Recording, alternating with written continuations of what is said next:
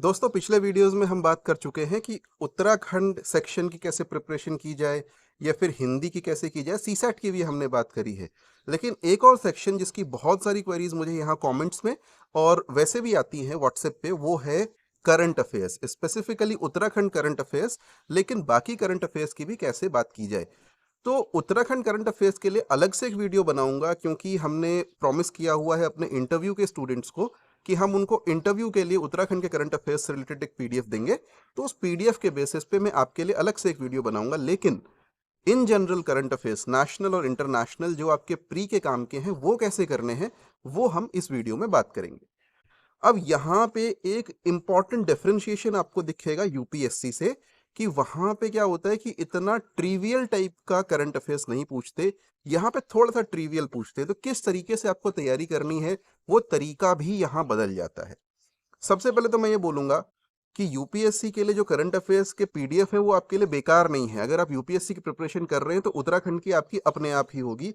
उसके लिए आपको अलग से कोई करंट अफेयर्स नहीं देखना पड़ेगा। लेकिन ये ध्यान में रखना, जैसे यूपीएससी में क्वेश्चन आते हैं ना, एक क्वेश्चन दे दिया, उसके बाद से 4 पॉइंट्स दे दिए, फिर ऑप्शंस में दिया है कि 4 में से कौन सा सही है कौन सा गलत है। इस टाइप के क्वेश्चन आपको उत्तराखंड में या इन जनरल पीसीएस एग्जाम्स में देखने के लिए नहीं मिलते हैं।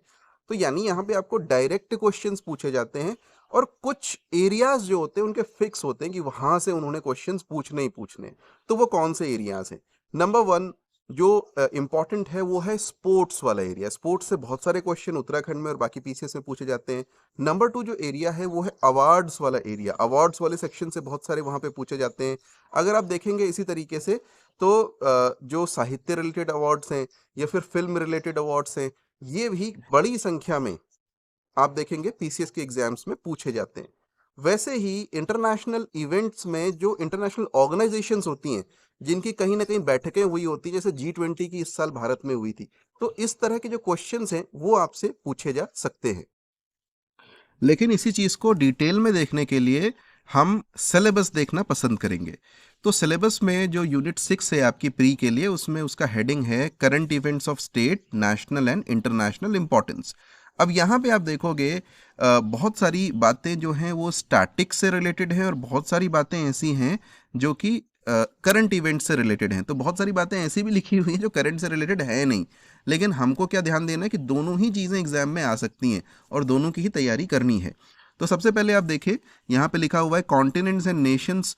ये चीज़ जनरली आपको पता चलेगी कि स्टैटिक का पार्ट है। इसमें ऐसा कुछ नहीं होता कि कॉन्टिनेंट एक दिन में बदलता नहीं है, एक साल में बदलता नहीं है, नेशंस इतनी जल्दी कुछ बदलते नहीं है। तो that is all part of static. But important events of space, जैसे हमने इस साल पे चंद्रयान 3 किया हुआ है या आदित्य L1 किया है, रशिया ने एक लूना मिशन भेजा था, यूएसए ने मिशन भेजा, ये सारी चीज़ें स्पेस से रिलेटेड इंपॉर्टेंट होती हैं, आपके एग्जाम में आ सकती हैं। वैसे ही wonders of the world, religions of the world, Indian states, ये चीज़ें, तीनों चीज़ें स्टैटिक का पार्ट है। और स्टैटिक में छोटे छोटे पोर्शंस हैं जो बच्चों की जीके वाली किताबें आती हैं ना, उसमें कवर्ड होते हैं, वहां से आप कर सकते हो।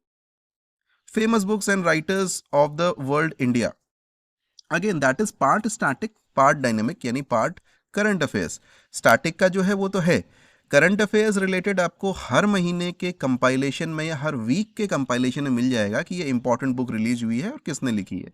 Famous scientists, important awards, again famous scientists generally जो नोबेल प्राइज के साइंटिस्ट हैं उनके बारे में कई बार पूछ लिया जाता है, स्पेशली जो इंडियन ओरिजिन के हैं। Important awards now including Nobel, including Oscar, including Sahitya Akademi, including Bharat Ratna और अदर नेशनल अवार्ड्स, ये सारे के सारे इंपॉर्टेंट होते हैं। इस साल तो भारत रत्न दे भी थोक के भाव दे दिए हैं 4-5 लोगों को। तो आपको पता होना चाहिए जिनको मिले हैं उनके बारे में, उनके जीवन से चीज़ें पूछी जा सकती हैं। इंडियन डिफेंस सिस्टम, अब जैसे रिसेंटली क्या हुआ कि हमने अग्नि का MIRV उसका परीक्षण किया हुआ है और उसके लिए प्रोजेक्ट को एक स्पेसिफिक नाम दिया गया था, दिव्यास्त्र। अगर आपको ये पता है कि दिव्यास्त्र किससे रिलेटेड है, क्या महाभारत में था या अभी जो अग्नि का हमने परीक्षण किया और उसमें MIRV के थ्रू जो कर रहे हैं उसका नाम है, तो ऐसे क्वेश्चंस आपको पूछे जा सकते हैं। Health and family welfare, scientific and technical development, education, again this is more or less related to your static part.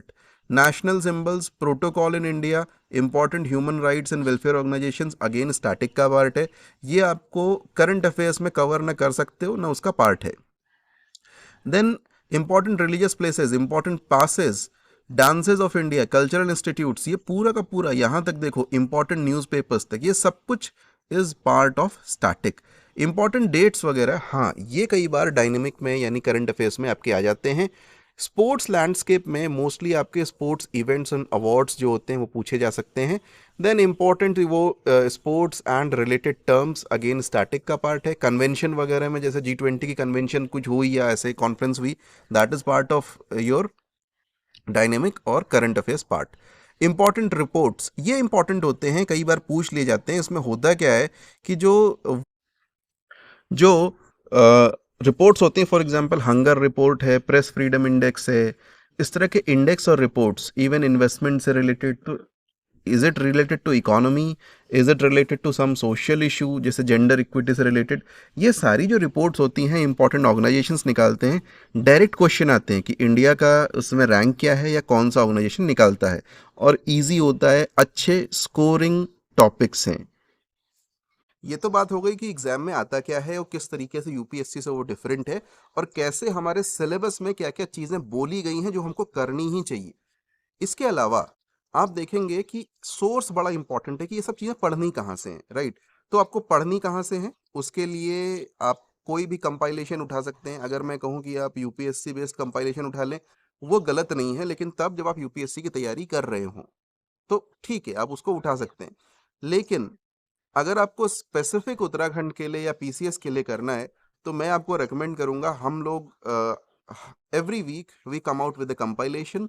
जो वीकली कंपाइलेशन है, ओरेकल की सिनॉप्सिस जो होती है, वो आप यूज कर सकते हैं। और उसको डाउनलोड करने के लिए जो लिंक है नीचे दिया गया है, हर एक वीक का डाउनलोड लिंक आपको नीचे मिल जाएगा। आई थिंक फरवरी तक हम लोगों का अभी तक इसमें अपलोडेड है, बट सून हम मार्च का भी अपलोड करेंगे, और जनवरी से ये सारी चीजें आपको मिल रही हैं।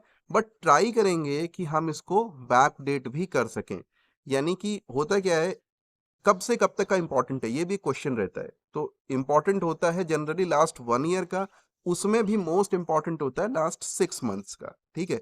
तो अभी तो हम लोग जनवरी से शुरू कर रहे हैं, जो मोस्ट इंपॉर्टेंट है जुलाई तक आते आते 6 मंथ्स का हमारे पास में कलेक्शन होगा, मैक्सिमम वहां से आता है। लेकिन ये भी ट्राई करेंगे कि उसके पहले के 6 मंथ्स का भी हम आपको निकाल करके दे सकें, और आप अपने एग्जाम में उसको यूज कर सकें। तो आप बताइएगा कमेंट करके आपको कैसा लगा ये वीडियो। साथ साथ में कोई भी सजेशंस हो तो वो दीजिएगा। Thank you very much.